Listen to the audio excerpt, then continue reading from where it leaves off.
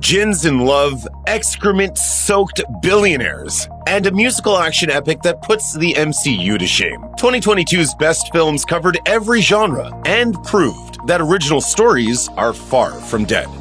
Athena is a thriller, a family drama, and a snapshot of contemporary tensions between citizens and institutions. It's all told from the perspective of three grieving brothers trying to make sense of their fourth brother's death. If the opening sequence doesn't grab you, you may not have a pulse. In a continuous 10-minute shot, a press conference regarding the brothers' murder by the police collapses into a frenetic raid of the station by well-organized protesters who proceed to fortify an apartment complex into a revolutionary stronghold. It only gets more intense from there. Years after the release of his acclaimed debut feature In Bruges, writer-director Martin McDonagh reunites stars Colin Farrell and Brendan Gleeson for another bizarre and moody dark comedy. Set on a fictional island off the coast of Ireland in the 1920s, where drinking, music, and idle chat are the only available pastimes, The Banshees of Inisherin is the story of a messy breakup between lifelong friends Colm and Pádraig. Let's just call it quits. We won't call it quits. We'll call it the start. Witty, bleakly funny, and shot on the picturesque Aran Islands, The Banshees of Inisherin is a shoo-in for Oscar nominations for acting, writing, and costume design. Now and then, a horror film comes along that has to be seen to believed. Barbarian is one such movie. A woman arrives at the house she's renting for a short period of time, only to discover someone's already home. Now she must spend the night sharing the home with this stranger. That's not all. The house itself seems to harbor its own strange secrets. Equal parts shocking, revolting, and hilarious, Barbarian is best enjoyed without spoilers and a room full of likewise unsuspecting viewers. The streets of Gotham City have never been grittier than in The Batman, a new interpretation of DC's most popular superhero. Despite being yet another reboot that takes the character back to basics as a lone crime fighter chasing gangsters and serial killers, The Batman still feels distinct from both Christopher Nolan's nuts and bolts realism and Tim Burton's dark whimsy. More than any previous Batman film, it's a detective story, closer to a 1970s neo-noir than a modern action blockbuster. Within the film's ambitious 3-hour runtime, you'll find memorable performances, gorgeous photography, and one of the most in-depth explorations of the title character ever to hit the big screen. 2018's Black Panther was a global sensation, earning over $1 billion at the box office and a slew of Academy Award nominations, including Best Picture. As with any successful chapter in the Marvel Cinematic Universe, it seemed obvious that Black Panther would expand into a colossal franchise in its own right. The sudden and tragic death of star Chadwick Boseman threw the future of the series into question, but director Ryan Coogler and his cast and crew committed themselves to reworking the planned sequel into a heartfelt tribute to their absent friend. On top of the familiar action, adventure, and spectacle that Marvel fans have come to expect, Black Panther Wakanda Forever offers a complex meditation on grief, following the lovable ensemble from the first film through the process of moving on after a devastating loss. Belle follows a talented teenage songwriter, Suzu, who's been unable to raise her voice in song since the tragic death of her mother. But when she logs into the futuristic social media platform You, Suzu transforms into Belle, a spellbinding songstress who becomes a global sensation overnight. As Suzu attempts to reconcile the two parts of herself, she becomes fascinated by an infamous online prizefighter with a monstrous virtual avatar. Belle is nominally an adaptation of the classic fairy tale Beauty and the Beast for the social media age, but the film brings far more to the table than just the familiar beats of its source material. Belle is part timeless and part bleeding-edge contemporary, as exemplified by its two distinct but equally beautiful art styles: painterly traditional animation to represent the real world, and eye-popping cel-shaded CGI to represent the virtual reality of the internet.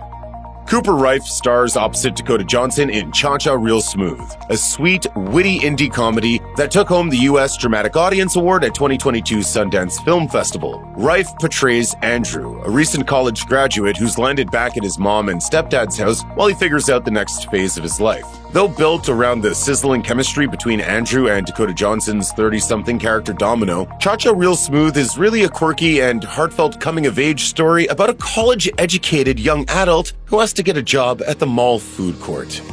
South Korean director Park Chan-wook of Old Boy and The Handmaiden fame presents a seductive thriller that expertly balances suspense, romance, and comedy in Decision to Leave.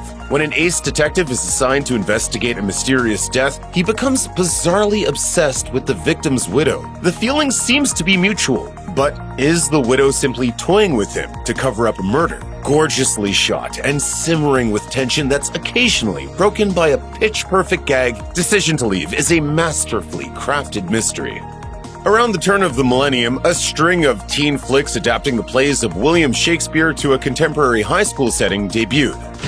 Sweet love, renew thy force. Hey! Don't say that to me. People can hear you. With Due Revenge, director Jennifer Caden Robinson makes a killer case for giving the same treatment to the films of Alfred Hitchcock. In this comedy thriller loosely based on Strangers on a Train, a new kid at an affluent prep school and its disgraced Queen Bee team up to exact some cruel and imaginative vengeance upon each other's enemies. I want to burn her to the ground. Whoa. You're giving off some serious Glenn Close and Fatal Attraction energy. Lively, funny, and sporting a tremendous performance from Maya Hawke, if Due Revenge doesn't spark a new trend in high school thrillers, someone is going to pay. Emily the Criminal is a crime thriller born of the present moment, as a generation weighed down by debt and denied full-time employment struggles to make ends meet in the gig economy. Aubrey Plaza stars as Emily, who juggles various menial jobs with combined wages that can't make a dent in her student loans. When presented with the opportunity to make a lot of money fast, Emily becomes a dummy shopper, maxing out cloned credit cards and reselling the purchases on the black market. You know what my mistake really was? I didn't go far enough. The story of a hard-luck outlaw getting in too deep is nothing new, but Emily the Criminal has such a modern edge that it can't be denied.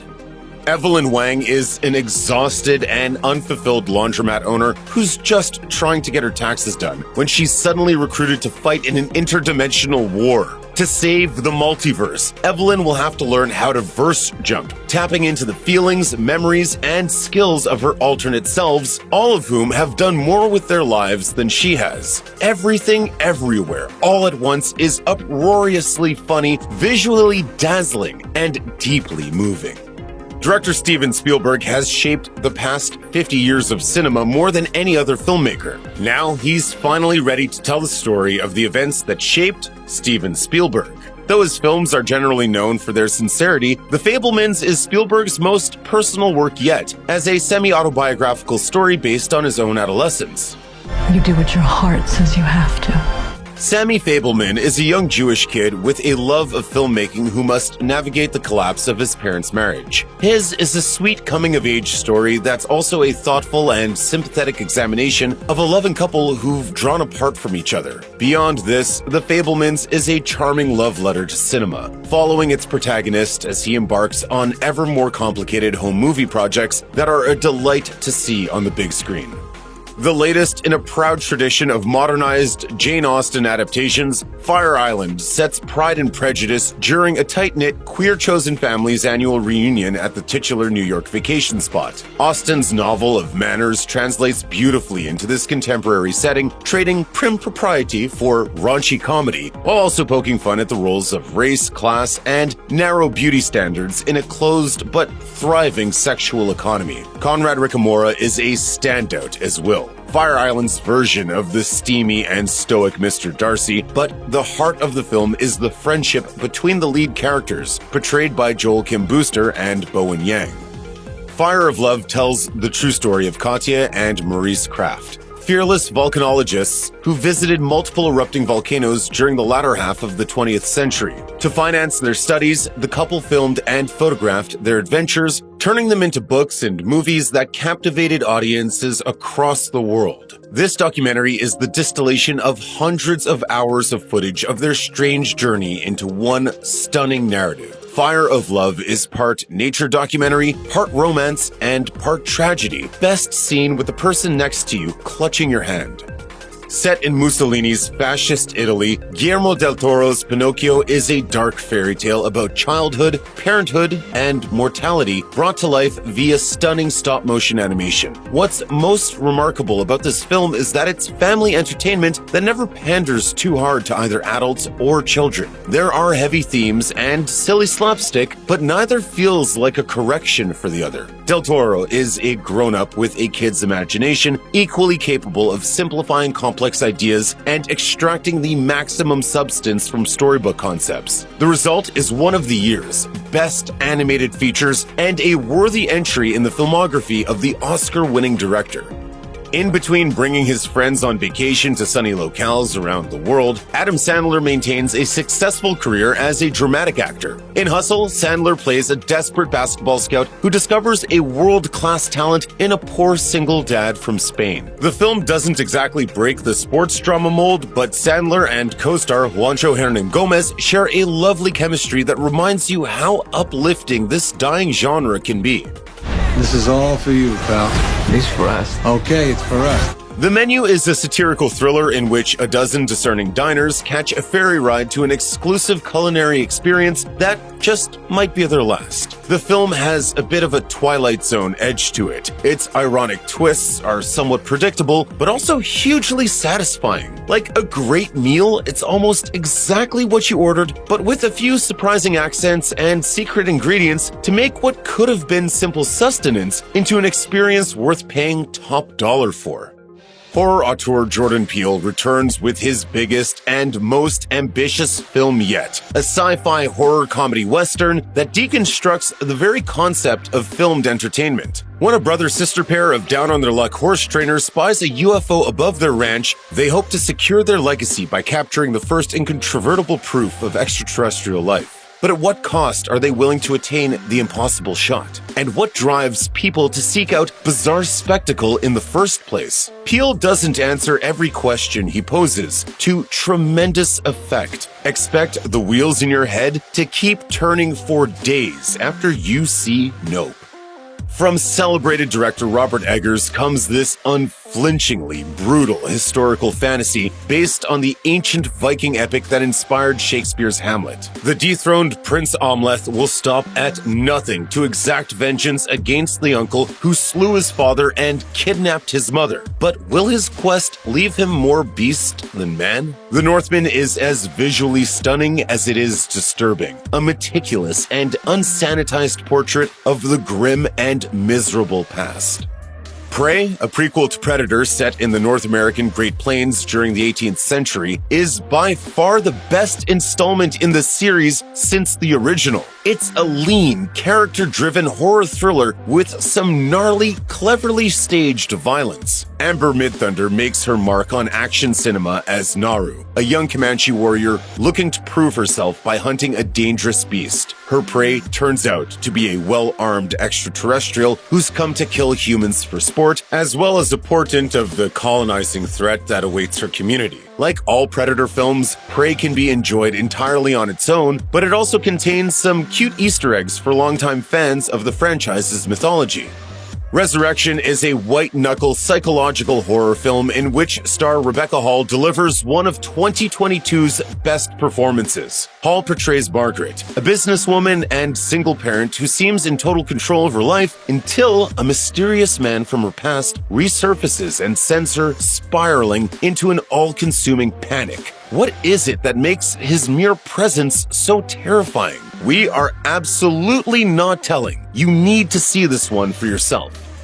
Essentially, a superhero epic based on two real Indian revolutionaries of the 1920s who likely never actually met, RRR is a violent, thrilling, heartfelt, and gleefully over-the-top Tollywood action musical blockbuster. Its song and dance number, Natu Natu, has gone mega viral online, and it teases only a small fraction of the bombastic excitement of its battle scenes. It's a 3-hour film that energizes rather than exhausts its audience. By the time the credits roll, you'll feel like you could punch a hole through the moon.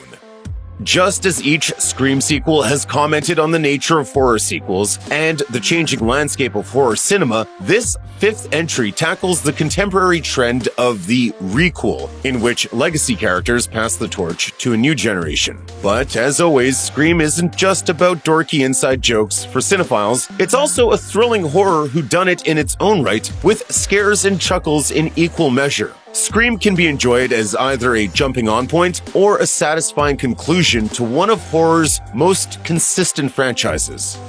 Cate Blanchett delivers one of the most captivating performances of her career as fictional composer-conductor Lydia Tarr in this gripping character study. Tarr is a titan in the world of classical music with a colossal ego to match. But in the run-up to her latest career milestone, whispers of her personal and professional misconduct crescendo into a deafening roar that threatens to knock her off her podium. Blanchett endows Tarr with such charisma and menace, one can immediately understand how awful people manage to acquire so much power, or how power can make a person awful. There are moments when you might find yourself sympathizing with this self-obsessed genius, even as you eagerly anticipate her downfall.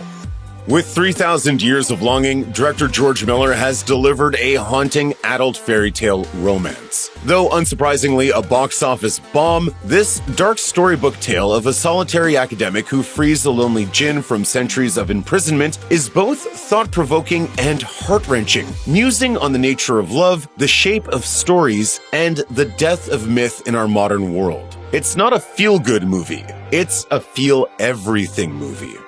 Till is based on the true story of Mamie Till's fight for justice after her son Emmett was brutally murdered by white supremacists at the age of 14. Till introduces us to a bright and charming young man in Emmett Bo Till and forces us to reckon with his inhuman death and the deep wounds it leaves behind. Not only on those who love him, but on everyone the lynching is meant to terrorize. An intimate and heartbreaking character study, it centers on a woman whose unimaginable pain becomes the center of a national news story and a movement for civil rights. What results is a commanding entry to the Hollywood main stage for both director Chinonye Chukwu and star Danielle Deadwyler.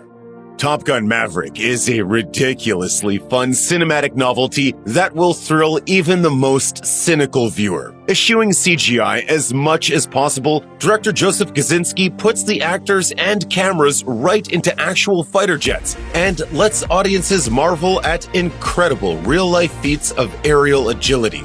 Just want to manage expectations.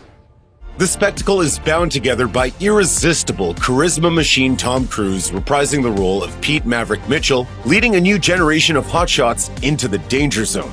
Writer-director Ruben Östlund won his second Palme d'Or for Triangle of Sadness, a wacky satire about class disparity and the apocalypse. Though its first and third acts contain plenty of laughs, its middle hour, set on a luxury yacht populated by sociopathic billionaires and an exhausted staff, is worth the price of admission alone. Essentially a broad, gross-out comedy for art house audiences, Triangle of Sadness captures the lunacy of the mega-rich. It's not the most subtle film of the year, but it is the only one that offers the thrill of watching the soulless elite violently evacuate their digestive tracts.